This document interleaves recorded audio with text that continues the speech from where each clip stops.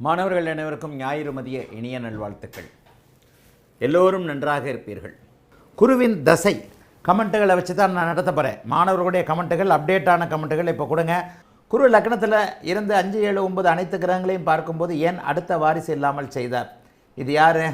சொந்த ஜாதகங்களை பார்க்காதீங்க. இன்றைக்கி கூட ஒரு ஜாதகத்தில் குரு அதிகம் கிரகங்களை தொடர்பு கொள்வது ரொம்ப நல்லதுங்க. இப்போ இன்றைக்கி ஒரு ஜாதகம் பார்த்தேன், ஒரு மேன்மை மிகுந்த ஜாதகம் தான். இன்றைக்கி அதிக கிரகங்களின் அதிக தொடர்பு, குருவின் அதிக தொடர்பு, இது ஒரு நல்ல அமைப்புங்க.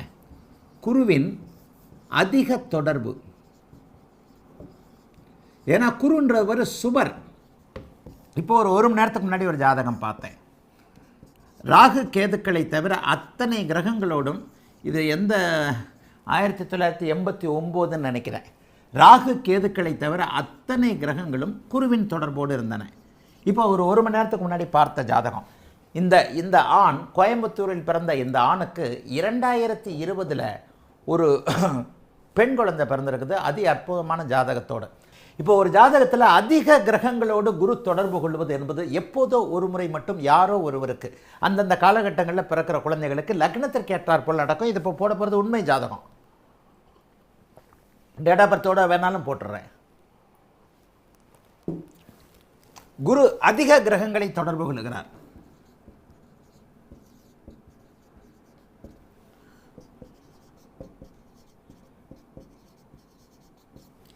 குரு அதிக கிரகங்களை, சந்திரன் மட்டும் எங்கன்னு ஞாபகம் இல்லை. சந்திரன் இங்கே கும்பராசி, இதுதான் கும்பராசி சந்திரன். இப்போ இந்த இடத்துல குரு அதிக கிரகங்களை, இது ஒரு உண்மை ஜாதகம். இன்னைக்கு நான் பார்த்த ஜாதகம்.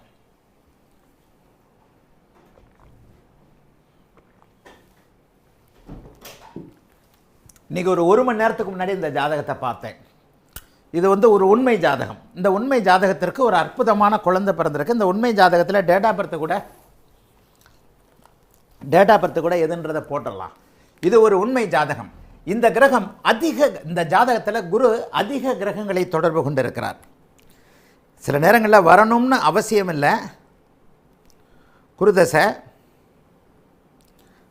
இந்த ஜாதகருடைய டேட் ஆஃப் பர்த் போட்டுடுறேன். 9/11/1989 12:15 PM ஈரோடு.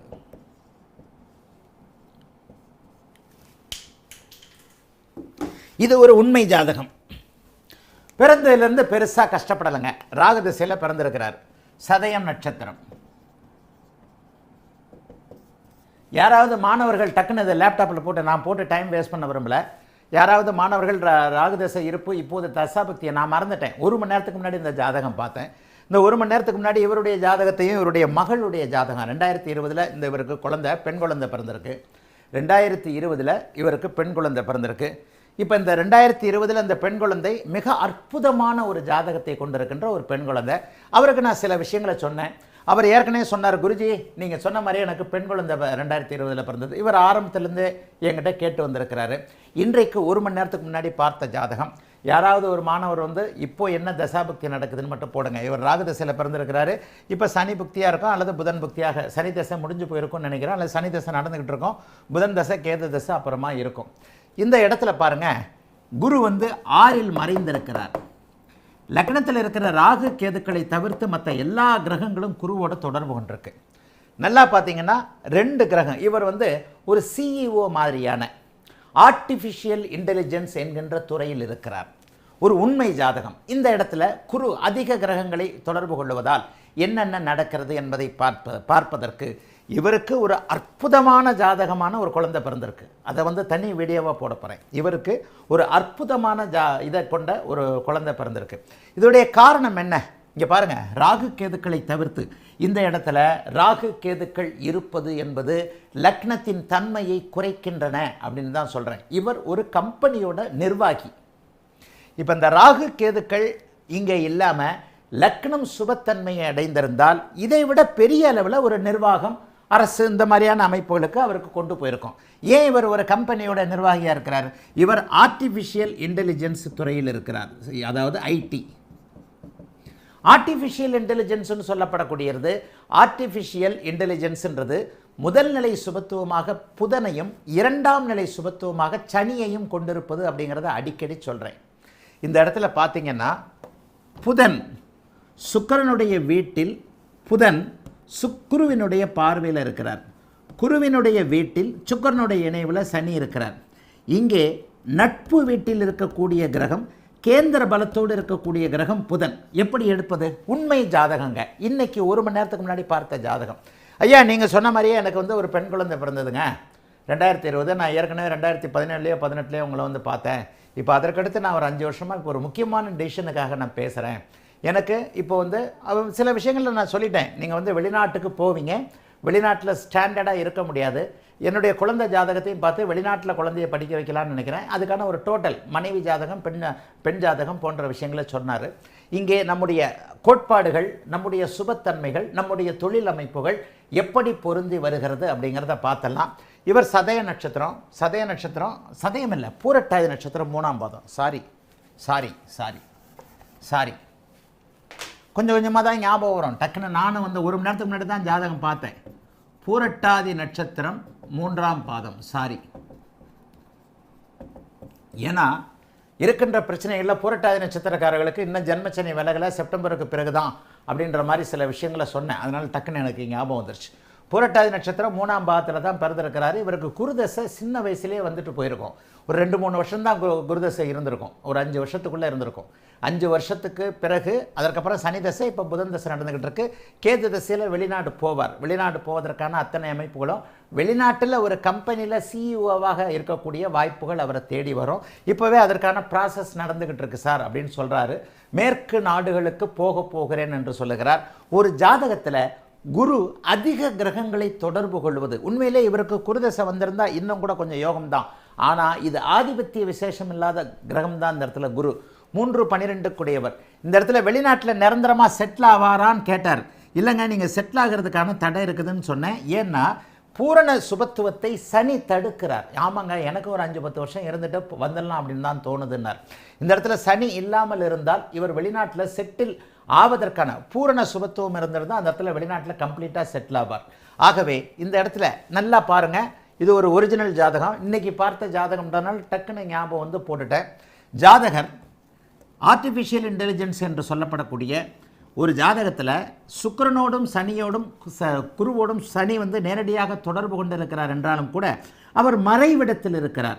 இங்கே புதன் கோண பலத்தோடு கேந்திர பலத்தோடு, அதே சுக்கிரனுடைய வீட்டில் கேந்திர பலத்தோடு வேறு எந்த விதத்திலும், அதாவது நட்பு, சனி நட்பு வீடு இல்லை, சனி சம வீடு.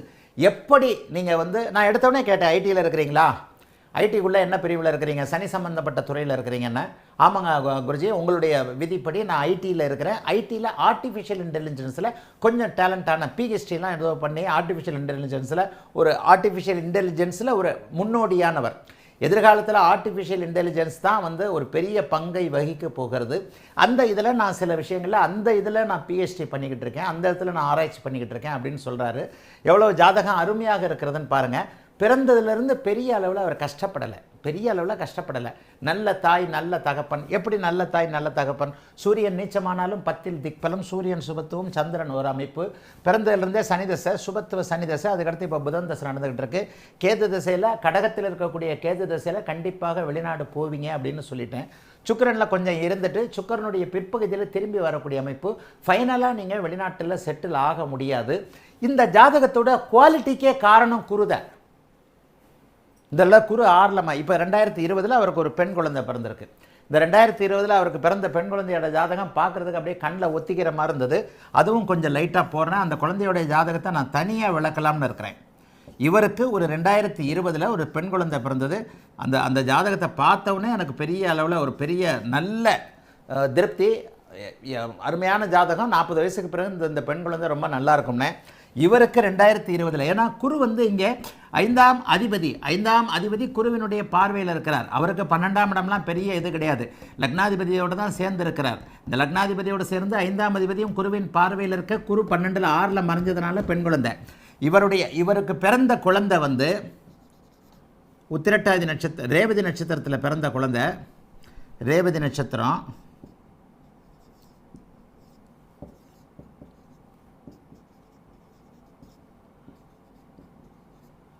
புதன், ராகு கேதுக்கள் எங்கன்றது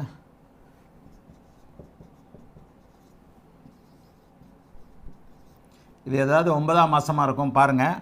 1 2 3 4 5 6 7 8 இன்னும் ஒரு கிரகம் செவ்வாய், சனி, ராகு கேது போட்டேன், குருவை போட்டுட்டேன், சுக்கிரன். இதை பொது வீடியோவில் விளக்க போகிறேன். இவருடைய குழந்தை 2020 பிறந்த குழந்தை, செப்டம்பர் மாதமோ ஆகஸ்ட் மாதமோ இது பிறந்திருக்கும். இந்த குழந்தையோட ஜாதகத்தை பார்த்திங்கன்னா பௌர்ணமி யோகம் அப்படி இப்படின்னு சொல்லிட்டு இருக்கும். இதே மாதிரி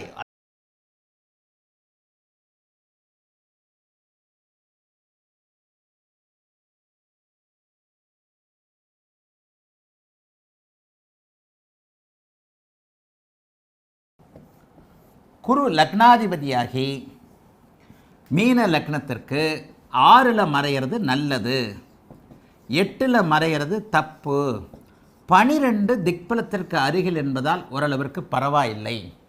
இங்கே 8ல் மட்டும் மறையிறது அவர் நல்லதில்லை. லக்னாதிபதியாகி அவர் பகை வீடு, சுக்கிரனுடைய வீடு என்று சொல்லப்படக்கூடிய இந்த 8ஆம் வீட்டில் அப்போ கூட 8-12 சுபத்துவத்தின் அடிப்படையில் இந்த இதில் தான் இருக்க மாட்டார். சொந்த ஊரில் இருக்க வைக்காமல் வேறு இடங்களுக்கு கொண்டு போவார்.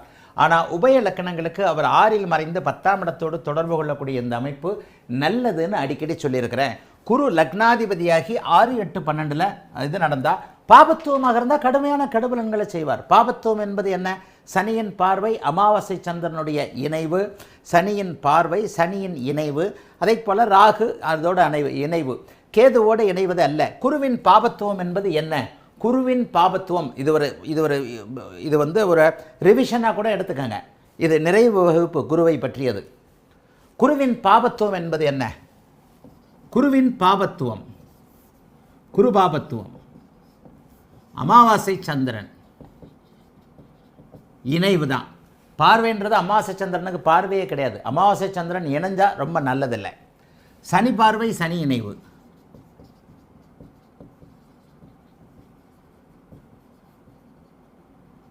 அதோடு செவ்வாய். குருவின் பாபத்துவம் என்பது தனித்திருக்கின்ற நிலைமையில், அதாவது செவ்வாய் மட்டும் அவரோடு பார்த்து இருந்திருக்கின்ற நிலையில் அது ஒரு உன்னதம், நல்ல அமைப்பு. அந்த செவ்வாயோடு சேர்ந்து சனியும் அங்கே சேர்ந்து விட்டால் செவ்வாயும் அடிபட்டு போவார், சனியும் அடிபட்டு போவார். இதை மாணவர்கள் கணிக்கிறதுக்கு, மனசில் ஏற்றுறதுக்கு பெரிய அளவில் கொஞ்சம் இதாக இருப்பீங்க. இந்த பாருங்கள், குருவும் செவ்வாயும் இணைவது, பார்த்து கொள்வது யோகம் என்கின்ற மங்கள யோகம், குருமங்கள யோகம். அது ஒரு அட்டகாசமான அமைப்பு. ஆனால் அந்த குருமங்கள யோகத்தில் சனியின் இணைவோ சனியின் பார்வையோ வந்துவிட்டால் அது சுத்தமாக கெட்டுவிடும். ஒரு குடம் பால் விஷம் கணக்கு வச்சுக்கோங்க. அதே நேரத்தில் குரு செவ்வாயோடு இணைந்திருக்கிறார், சனியின் பார்வையை பெற்றிருக்கிறார். அந்த இடத்துல மங்கள யோகம் செயல்படாது, குருவின் பாபத்துவம் செயல்படும். இதெல்லாம் பெரிய நுணுக்கமான விஷயம். இந்த ஒவ்வொரு நுணுக்கத்தை வச்சு தான் தசையை நீங்கள் கணிக்க முடியும். ஐ லவ் யூ ஜெகதீஷனுடைய கேள்வி, குரு லக்னாதிபதியாகி 6, 8, 12 பாபத்துவமாகி மறைஞ்சு தசை நடத்தினா என்ன பண்ணுவார்? லக்னாதிபதியாகி 6, 8, 12 மறைஞ்சு தசை நடத்தினா இப்படி தசை நடத்துவது நல்லது.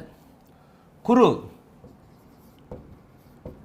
6, 8, 12 லக்னாதிபதியாகி மறைவு, இதில் உள்ள தசை அமைப்புகளில் சுபத்துவ பாபத்துவம் என்ன?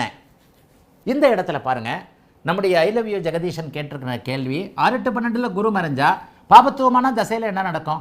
இந்த இடத்துல அவர் இயல்பாக இருக்கும்போது தசையில் கெடுபலங்கள் நடக்கவே நடக்காது, நல்லா இருக்கும். சுபத்துவமான கூடுதல் நன்மைகள் இருக்கும். என்ன? 6ஆம் இடத்தை இயக்குவார். 6ஆம் இடம் என்பது என்ன? கடனை வாங்குவது.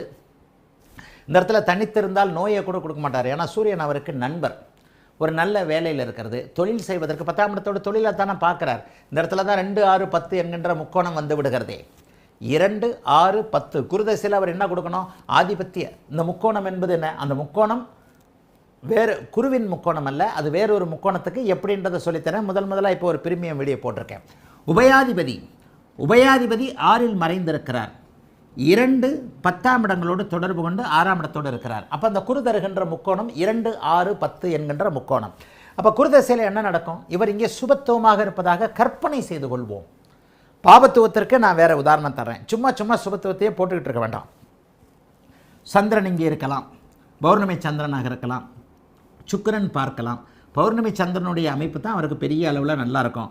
இந்த இடத்துல 2, 6, 10 முக்கோணங்கள் இயங்குகின்ற காரணத்தினால் என்ன நடக்கும்? குருதசை வந்தவுடனே பருவத்தில் வரணும். கிழவனாய் போய் வரக்கூடாது. 5 வயசுலேயே வரக்கூடாது. பருவம் குழந்தைகளை கொடுக்கக்கூடிய பருவம் என்பது என்ன? பெண்ணாக இருந்தால் ஒரு 20 வயது, ஆணாக இருந்தால் ஒரு 25 வயசு. அந்த 20, 25 வயதிற்கு பிறகு சுபத்துவமாக இருக்கக்கூடிய நிலைமையில் இந்த குருதசை வருமாயின் என்ன நடக்கும்? 2ஆம் இடத்தை இயக்குவார், 10ஆம் இடத்தை இயக்குவார், 6ஆம் இடத்தை இயக்குவார், லக்னாதிபதியாக இருந்து இயக்குவார். லக்னாதிபதி கௌரவம் போன்ற அமைப்புகளை கொடுக்கக்கூடிய ஒரு அமைப்பு. இந்த இடத்துல என்ன? 8ல் எதிரி வீட்டில் இருக்கிறார், 12ல் நட்பு இல்லாத சம வீட்டில் இருக்கிறார், 6ல் என்னவா இருக்கிறார்? இது அவருக்கு அதிநட்பு வீடு. How to predict?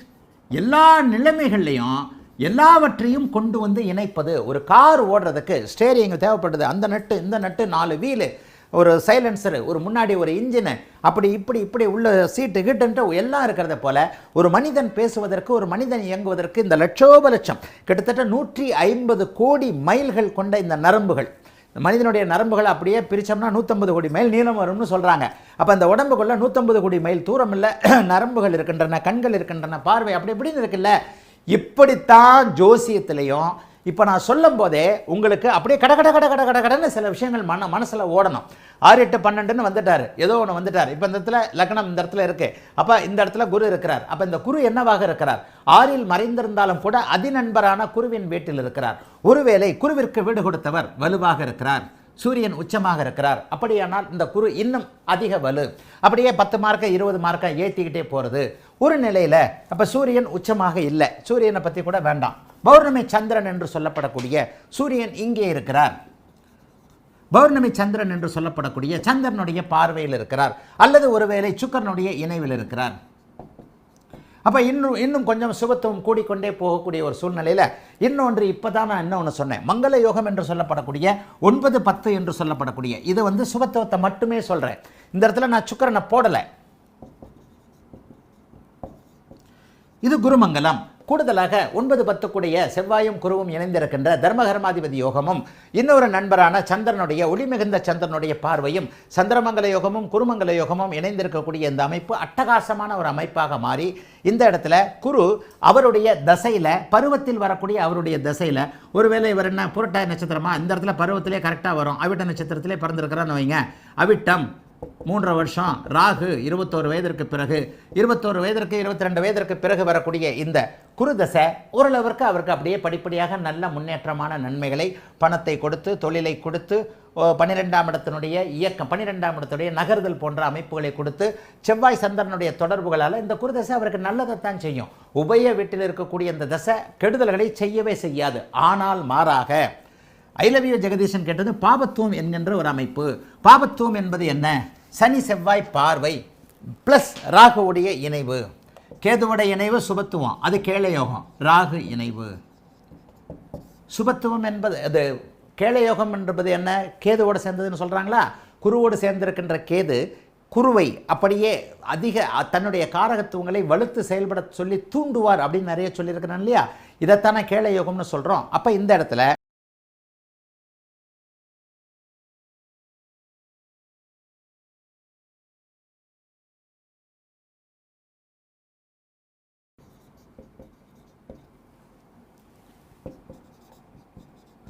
இந்த இடத்துல வாத்தியாராக வந்துடுவார், பேராசிரியராக வந்துடுவார். அன்பு மாணவர்களே, இதெல்லாம் ஒரு உதாரண ஜாதகங்கள் தான். ஆனால் நீங்கள் போய் பாருங்கள், ஐஐடி கான்ஃபரன்ஸை ஒரு 2 வாரத்துக்கு முன்னாடி இந்தூரில் நடந்தது. இந்த ஐஐடி கான்ஃபரன்ஸில் என்ன அஸ்ட்ராலஜியை செக் பண்ணணும். என்கிட்ட முதல்ல அவங்க கேள்வி கேட்ட மனப்பான்மை வேறு, ஏதோ ஒருத்தர் மாட்டிக்கிட்டாயா அப்படின்ற மாதிரி. ஆனால் நிகழ்ச்சி முடிவில் எனக்கு கிடைச்ச வரவேற்பு என்பது வேறு. இதை ப்ரொஃபஸருடைய ஜாதகமாக நான் சொன்னேன். கிட்டத்தட்ட ஒரு 40 பேர் கிட்ட இருந்து வந்த ஒரு இதில் எல்லாருடைய ஜாதகத்தையும் இப்போ நீங்கள் செக் பண்ணிங்கன்னா எல்லாருடைய ஜாதகத்தில் இந்த அமைப்பை நான் நிரூபித்து காட்ட முடியும்னு சொல்லி ஒரு 10 பேருடைய ஜாதகத்தில் இந்த அமைப்பை நான் நிரூபித்து காட்டினேன். இங்கே கூடியிருக்கக்கூடிய ப்ரொஃபஸர்கள், பேராசிரியர்களான உங்களுடைய அத்தனை பேருடைய ஜாதகத்திலையும் 2 10ஆம் இடங்களோடு குருவும் புதனும் அல்லது குரு மட்டும் தொடர்பு கொண்டிருக்கிறார். அவருடைய நிலைக்கேற்ப நீங்கள் அந்த இடத்துல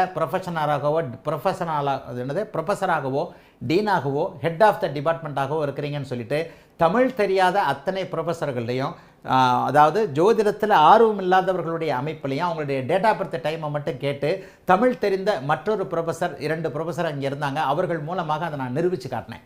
இந்த இடத்துல பாருங்கள், இப்போ நான் சொன்ன மாதிரி இந்த இடத்துல குரு வந்து 6ல் தான் மறைஞ்சிருக்கிறார். குருவுக்கு வீடு கொடுத்த சுக்கிரன் வலுவாக இருக்கிறார். இந்த இடத்துல தர்மகர்மாதிபதி யோகம் இருக்கிறது. சூரியனை குரு பார்க்கிறார். ராசிக்கு 10ஆம் இடத்தில் இருக்கிறார். லக்னத்திற்கு 2 10ஆம் இடங்களோடு தொடர்பு கொள்கிறார். ராசிக்கு 2ஆம் இடம், லக்னத்திற்கு ராசிக்கு 2ஆம் இடையும் ராசிக்கு 10ஆம் இடமும் வலுவாக இருக்குது. அதாவது ராசிக்கு 2ஆம் இடத்தோடு தொடர்பு, லக்னத்திற்கு 2ஆம் இடத்தோடு தொடர்பு, ராசிக்கு லக்னத்திற்கு 10ஆம் இடத்தோடு குரு தொடர்பு என்கின்ற அமைப்பு சொல்லிக் கொடுத்தல் போன்ற அமைப்புகளை செய்ய வைக்கக்கூடியது. நீங்கள் எத்தனை ப்ரொஃபஸர் டீச்சர் ஜாதகங்களை பாருங்கள், கவர்மெண்ட் டீச்சர் ஜாதகங்களை பாருங்கள், இந்த அமைப்பு அப்படியே கண்ணில் ஒத்திக்கிட்ட மாதிரி இருக்கும். ஆனால் இந்த அமைப்பிற்கு தசை அமைப்புகள் ஒத்து வரணும். அடுத்தடுத்து வரக்கூடிய யோக தசை 35 வருஷம் இருந்தால் தான் கவர்மெண்ட் டீச்சராக இருக்க முடியும். பிரைவேட் டீச்சராக இருந்தாலும் இப்படி தான், கவர்மெண்ட் டீச்சராக இருந்தாலும் இப்படி தான். அப்போ 6ஆம் பாவகம் ஒரு சுபத்தன்மையோடு இந்த இடத்துல ஆட்சி பெற்ற குரு வந்து ஆட்சி பெற்ற சுக்கரனுடைய வீட்டில் இருக்கிறார்னாலே அங்கே ஒரு விதமான நல்ல வலிமை அவருக்கு கிடைத்துவிடும். இது பகை வீடு. ஆனால் வீடு கொடுத்தவனுடைய வலு என்பது மிகப்பெரிய யோகம். ஆக இந்த இடத்துல குருவிற்கு அந்த 2, 6, 10 போன்ற தொடர்புகள் கிடைத்து அவர் சொல்லிக் கொடுத்தல், வங்கித்துறை என்பது போன்ற அமைப்புகளில் ஒருவரை நிலையாக நல்ல அமைப்புகளில் தான் இருக்க வைப்பார். இது சுபத்துவம். இப்போ இந்த இடத்துல குரு பாபத்துவமாக இருக்கிறார், கடன்காரன் ஆக்குகிறார். பாபத்துவம் என்பது என்ன? சுக்கிரனத்துக்கு நீச்சமாக போடுவோமா, இல்லை சுக்கிரனத்துக்கு 8ஆம் இடத்துல மறைகிறதா போடுவோம்? சுக்கிரனை வீடு கொடுத்த சுக்கிரன் 8இல் மறைகிறார்.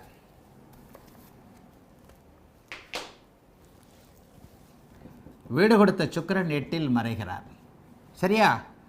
இப்போ இந்த இடத்துல சனியோட தான் அவர் சேர்ந்திருப்பார். இந்த மாதிரி இதெல்லாம் நிறைய பார்த்தீங்கன்னா சனியோட சேர்ந்திருப்பார். செவ்வாயுடைய பார்வையும் வாங்கியிருக்கிறார். செவ்வாய் சனியுடைய பார்வை தொடர்புகள் ஏற்பட்டு விட்டன. ராகுவையும் போட்டுக்கோங்க. ராகு இந்த இடத்துல இருப்பார். ராகு, சனி, குரு, ராகு, செவ்வாய் 3 முப்பெரும் பாவர்களோடு அவர் சேர்ந்து விட்டார். வீடு கொடுத்தவர் இங்கே ரொம்ப வலிமை இல்லாமல் அமைஞ்சிட்டார். இந்த இடத்துல என்ன போடலாம்? இந்த இடத்துல ஏதாவது லக்னத்தை பார்த்த மாதிரி ஏதாவது நம்ம போடுவோமா? வேண்டாம். ஏன்னா சந்திரன் வந்து அந்த பக்கம் தான் வருவார், சூரியன் வந்து அந்த பக்கம் இருக்கிறார். இங்கே வந்தால் பௌர்ணமி சந்திரனாக வந்துடுவார், சரியாக வராது. இப்போ இந்த இடத்துல என்ன நடக்கும்? இங்கே சூரியனும் வலிமையாக இல்லை. சூரியனை எங்கே போடலாம்? இங்கே போடுங்க. இதே நேரத்தில் இந்த பங்கமற்ற இருக்கக்கூடிய அரசு வேலை பார்க்கக்கூடிய அமைப்புகள் இங்கே கிடைக்காது. ஏன்னா சூரியன் வலுவாக இல்லை. சூரியன் பாக்கியாதிபதி ஆனாலும் அவர் 7ஆம் இடத்துல தான் உட்காந்துருக்கிறாரு. சூரியனுக்கு அங்கே சுபத்தன்மைகள் எதுவும் இல்லாமல் சூரியனுக்கும் சனிக்கும் இவர் 8 டிகிரி இடைவெளி போட்டுக்கோங்க. பக்கத்தில் இருக்கும்போது சூரியன் வந்து சனியை அஸ்தங்கப்படுத்தி இருக்கிறார். ஆனால் அடுத்த ஸ்தானத்தில் இருக்கிறார். இவங்க 2 பேருக்கும் 8 டிகிரின்னு வைங்க. இவங்க 2 பேருக்கும் 8 டிகிரி, குருவுக்கும் 2 பேருக்கும் 10 டிகிரின்னு வைங்க. குரு 11 டிகிரியில் அஸ்தமனத்தை அடைப்பார். சனி 15 டிகிரியில் அஸ்தமனத்தை அடைப்பார். ஆக இந்த இடத்துல ஒவ்வொன்றா சொல்கிறேன் பாருங்கள். சனி இங்கே ஒரு 10 டிகிரியில் இருக்க, குரு இங்கே 11 டிகிரியில் இருக்க, இருவரும் சூரியனுக்கு அருகே அந்த இடத்துல இருக்க. அப்போ என்ன நடக்கும்? சனியும் குருவும் இந்த இடத்துல அஸ்தமனமாகி சூரியன் இங்கே பாபத்துவம், சனியின் நினைவால் பாபத்துவத்தை பெற்று இங்கே அரசு வேலை கிடைக்க முடியாமல் குருவின் தசை வரும் பொழுது குரு தசையில் வேலையே கிடைக்காம அப்படியே கிடைக்காம, ஐயா உங்கள் விதிப்படி ராசி லக்னத்திற்கு இந்த இப்படி போட்டுக்குவோம். இதே ராசி லக்னத்திற்கு 2 10ஆம் இடங்களோடு இருக்கிறாரு, இவருக்கு வந்து அரசு வேலை கிடைக்கல. இதுதாங்க காரணம். இது ஒரு பாபத்துவம். ஏற்கனவே போட்ட பளிச்சன்னு தெரிகின்ற ஒரு விஷயம். சூரியன் புதன் இங்கே இருக்கும்போது தர்மகர்மாதிபதி யோகம், 10ஆம் அதிபதி உச்சம், சூரியனும் வலுவாக திக்பலம் என்கின்ற நிலைமையில் குருவின் பார்வையில் சுக்கிரன் இங்கே இருந்தார் 11ஆம் இடத்துல. வீடு கொடுத்த சுக்கிரன் வலுவாக இருக்கிறார் என்கின்ற சுபத்துவத்திற்கும், அதே நேரத்தில் வேலை கிடைக்காம கஷ்டப்படுகின்ற, கடங்காரன் ஆகின்ற, நோயாளி ஆகின்ற, எதிலும் ஒரு மாதிரியாக தன்னிறைவற்ற கலக்கத்தோடு இருக்கக்கூடிய ஒரு அமைப்புகள் இந்த பாபத்துவத்தை அப்படியே சுட்டி காட்டுது. அன்பு மாணவர்களே, சுபத்துவ பாபத்துவ அமைப்புகளுக்கு இடையே இருக்கக்கூடிய இந்த வித்தியாசத்தை நுணுக்கமாக நீங்கள் புரிந்து கொண்டு, லக்னாதிபதி 6ல் தான் மறைஞ்சிருக்கிறாரு, ஆனால் லக்னாதிபதி இங்கே தனிச்சு இருக்கிறாரு. லக்னாதிபதிக்கு வீடு கொடுத்த சுக்கிரன் இங்கே இருக்கிறாரு. சூரியன் புதன் 10ஆம் இடத்துல சூரியன் திக்பலம், புதன் உச்சம் என்கின்ற அமைப்பு, குருவே அவர்களை பார்க்கக்கூடிய அமைப்பு. இதே சந்திரன் கும்பராசியாகி இந்த இடத்திலே இருந்தாலும் கூட அவர்கள் அப்படி இருக்கும் பொழுது அங்கே ஒரு அரசு வேலை பார்க்கக்கூடிய, நிரந்தரமான அமைப்பை பார்க்கக்கூடிய, லக்னாதிபதி 6ல் மறைஞ்சாலும் அவருடைய சுபத்துவ தன்மையில் நல்ல ப்ரொஃபஸர், நல்ல அமைப்புகள், வீடு வாசல் போன்ற அமைப்புகள் கண்டிப்பாக இருக்கும். அதே இங்கே எல்லாமே தலைகளாக மாறுது. சூரியனும் சுக்கிரனும் இங்கே இருக்கிறாங்க. இவ்வளோதான் பிறப்பின் அர்த்தம். இதுதான் இந்த புரட்டாசி மாதம், இங்கே ஆனி மாதம். இந்த ஆனி மாதத்தில் பிறக்கும்போது குருசனி ராகு சேர்க்க வந்துருச்சு. அதே கும்பராசி தான். ஜோசியத்தை கேட்குறவங்க என்ன, யோ சந்திரன் அதே இடத்துல தானே இருக்கிறார், குரு அதே இடத்துல தானே இருக்கிறார், இவர் ஏன் வாத்தியாராக இருக்கிறார், இவர் ஏன் வாத்தியாராக இல்லாமல் கடங்காரனாக இருக்கிறார், அவர் வாத்தியாராக இருக்கிறார், இவர் ஸ்கூலுக்கு பக்கத்தில் ஸ்கூல் பிள்ளைங்களுக்கு பல்பம் ஸ்லேட்டு விற்கிற கடை வச்சிருக்கிறார். அன்பு மாணவர்களே, பாபத்துவம் புரியுதா? அவர் வாத்தியாரா, சூரியன் புதன் சுக்கிரன், அந்த ஜாதகத்தையும் இப்போ லேசாக இதுக்காக போட்டு காட்டுறேன். அதுக்கு முன்னாடி போட்ட ஜாதகத்தை போட்டு காட்டுறேன். இப்போ தானே கேட்டீங்க, பாபத்துவமான உண்மையான ஜாதகத்தையும் போடுங்க ஐயா. ஒரே லக்னம், ஒரே குரு, ஒரே சந்திரன், ஒரே சூரியன் புதன் சுக்கிரன். இந்தாங்க அவர் ஜாதகம் இப்படி இருக்கும். இவ்வளவுதான் ஐயா. ராகுக்கு எது வேறு எங்கேயாவது போட்டுக்கோங்க ஐயா. இந்தாங்க 8ல் கூட ராகு போட்டுக்கோங்க. கொஞ்சம் அற்பாயில் தான் இருந்துட்டு போகிறார். 60 வயசு 65 வயசில் செத்து போகிறார். இந்தாங்க ஐயா, அது பாபத்துவம். ஸ்கூலுக்கு பக்கத்தில் ஸ்லேட்டம் பல்பம் விற்கிறவரியா. சந்திரன் கொஞ்சம் வலுத்திருந்தா ஐஸ்கிரீம் விற்கிறவரா, தள்ளு வண்டியில் ஐஸ்கிரீம் விற்கிறவரா கூட இருப்பார். ஸ்கூலுக்கு பக்கத்தில் அவர் தொழில் நடத்திக்கிட்டு இருப்பாரியா. ஸ்கூலுக்குள்ளே இவர் சொல்லிக் கொடுக்குற வாத்தியாராக இருப்பாரியா. 10ல் சூரியன் புதனியா, 10ல் சூரியன் புதன் சுக்கிரன், இது 11ல் சுக்கிரன். வீடு கொடுத்தவர் வலு. ஒரு அமைப்பு, ஒரு சின்ன பாபத்துவம், ஒரு சின்ன சுபத்துவம் எப்படி ஒருவருடைய வாழ்க்கை தரத்தை நகற்றுகிறது. ஒரே ராசி, ஒரே லக்னம், ஒரே இடத்துல குரு. சந்திரன் இங்கே தான் இருக்கிறார். இந்த சந்திரன் தேய்வரையாக இருக்கிறார், இந்த சந்திரன் வளர்வரையாக இருக்கிறார். இதே ராசிக்கு 10ஆம் இடம் தான். ஜோதிடம் முழுக்க முழுக்க புரிஞ்சிருச்சுன்னா அப்படியே கட்டுன பசுமாடு மாதிரி வரும்னு சொல்லணும்னா இன்றைக்கி அதை போட்டிருக்கிறார் சுந்தரவடிவேலு, ஜோதிஷ ஆச்சாரியா சுந்தரவடிவேலு.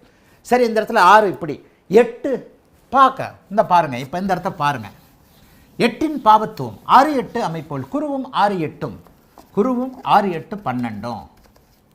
திக்பலத்தை அவர் இழந்திருந்தாலும் கூட அதி உன்னதமான உச்சம் என்கின்ற ஒரு நிலையை அடைஞ்சிருக்கிறார். 8இல் மறைந்து அவர் உச்சத்தை அடைந்திருப்பது ஒரு நிலையில் ரொம்ப கண் திருஷ்டிப்படாத ஒரு நிலைமை. ஒருத்தனை பார்த்தோன்னா பல அந்த காரில் போகிறார், இந்த காரில் போகிறார், இவனுக்கு மட்டும் இன்னத்துக்கு இவ்வளோ ராஜா வாழ்க்கை அப்படின்னு ஒருத்தர் இருந்தாலும், ஒருத்தருடைய ராஜ வாழ்க்கை அப்படியே ராஜ வாழ்க்கை உள்ளுக்குள்ளேயே இருந்து வெளியே பகட்டாக தெரியாமல் மற்றவங்க கண் திருஷ்டிப்படாமல் போயிடுது இல்லையா. அந்த மாதிரி இது கண் திருஷ்டிப்படாத இடம். 8ல் போய் மறைஞ்சிட்டார் இல்லையா. உள்ளுக்குள்ளே எல்லா விஷயமும் இருக்கும், ஆனால் இந்த இடம் மிகப்பெரிய அளவில் நன்றாக இருக்கும். ஆக 8இல் இங்கே குரு மறைந்திருக்கின்ற அமைப்பில் இந்த இடத்துல சுபத்துவத்தை தேவையே இல்லை. நான் சொன்ன அந்த விதிகளுக்கு உட்பட்ட தசா அமைப்புகள்லாம் வரும்போது சரி எப்படியா இது தனுசு லக்கணக்காரன் 8ல் குரு உச்சமாகி வெளிநாட்டில் இருக்கிறவங்க எல்லாம் பாருங்கள். வெளிநாட்டில் இருக்கிறவங்க எல்லாம் நம்ம சொன்ன அந்த விதி அமைப்புகள், அந்தந்த தசா அமைப்புகள், அந்தந்த பாவகங்களை இயக்கக்கூடிய கிரகங்கள் நடக்கும்போது அவங்க வந்திருப்பாங்க. சரி, இந்த இடத்துல பாபத்துவத்தை மட்டும் விளக்குகிறேன். இந்த இடத்துல பாபத்துவம் என்பது என்ன? கேது சேர்ந்தா யோகம். பெரும்பாலும் இந்த இடத்துல கேது தான் சேரும், இந்த இடத்துல ராகு சேர மாட்டார். நீச்ச செவ்வாய் சேர்ந்து சனியின் பார்வையில் இருந்தால் பாபத்துவம். சூரியனோடு இணைந்து இதாக இருந்தால் கடுமையான பாவத்துவம். சூரியனோட செவ்வாயோடு இணைஞ்சிட்டார், இது ஒரு கடுமையான ஒரு வகையான பாவத்துவம், பயங்கரம். இந்த இடத்துல செவ்வாய் பலவீனமாகி அவரை அவருடைய ஒளித்தன்மையை செவ்வாய் கிரகிக்கிறார். அங்கே அப்படியே பாருங்கள், சனியோடைய பார்வையை வாங்குகிறார். சனியோடைய பார்வையை வாங்கி இந்த இடத்துல சூரியனோட சேர்ந்திருக்கிறார். அப்போ இது ஒரு கடுமையான பாவத்துவம்.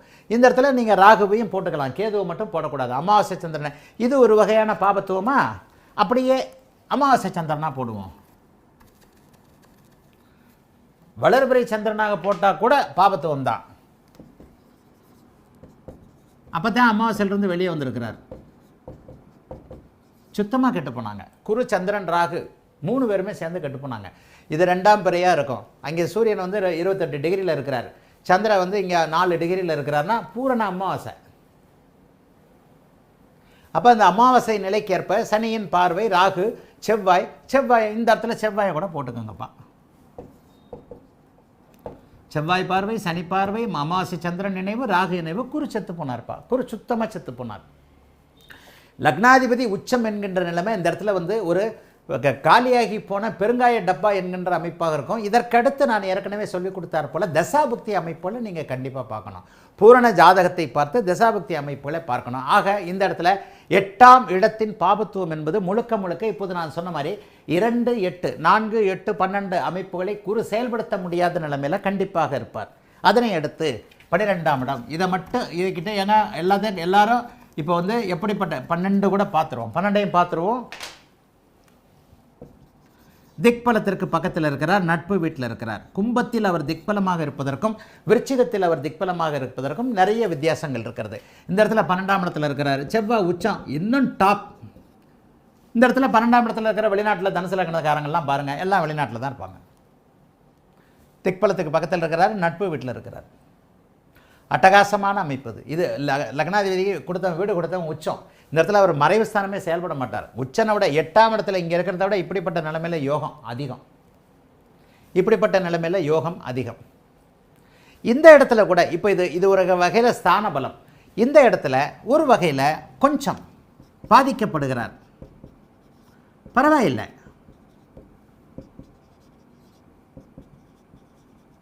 வீடு கொடுத்தவன் உச்சம், செவ்வாய் சனி பரிவர்த்தனை. வீடு கொடுத்தவன் உச்சம், செவ்வாய் சனி பரிவர்த்தனை, ராகு சந்திரன் அமாவாசை சந்திரன்.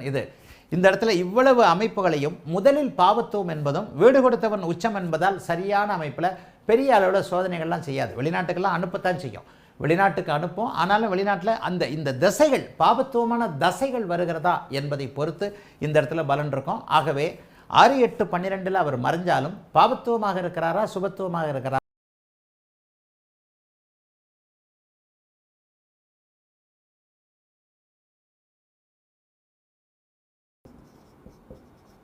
இப்போ இந்த இடத்துல குருவும் காரக பாவனாஸ்தி அமைப்பில் இருக்கிறார், பாபத்துவமாக இருக்கிறார். 5ஆம் அதிபதியும் அப்படியே சுத்தமாக கெட்டு போனார். அமாவாசை சந்திரனோடு சேர்ந்து, நீச்ச சந்திரனோடு சேர்ந்து, அவருக்கு ஆகாத சந்திரனோடு சேர்ந்து, சூரியனோடு சேர்ந்து நெருங்கி இருந்து எல்லா லெவலையும் கெட்டு போயிருக்கிறார். சனியோட இங்கே வர ஒரு 2-3 டிகிரி பக்கத்தில் இப்படியும் போட்டுக்கோங்க, சனியோடு சேர்ந்து பாபத்துவம்னு போட்டுக்கோங்க. இந்த இடத்துல பிள்ளையோட காரக பாவனாஸ்தி அமைப்புள்ள குழந்தையுடைய இழப்பு இருக்கும். குழந்தை இழப்பு இருக்கும். கொஞ்சம் இந்த பாபத்துவத்தை விளக்குனீங்கன்னா குழந்தை சம்பந்தப்பட்ட புத்திர தோஷம் சம்பந்தப்பட்ட பிரிவு இருக்கும், ஃபாரின் போகும். கொஞ்சம் அதில் சுபத்துவம் கலந்தால் பிள்ளை கல்யாணமாகி போகும். கல்யாணமாகி போனால் கூட அது ஒரு புத்திர விரயம் தானே.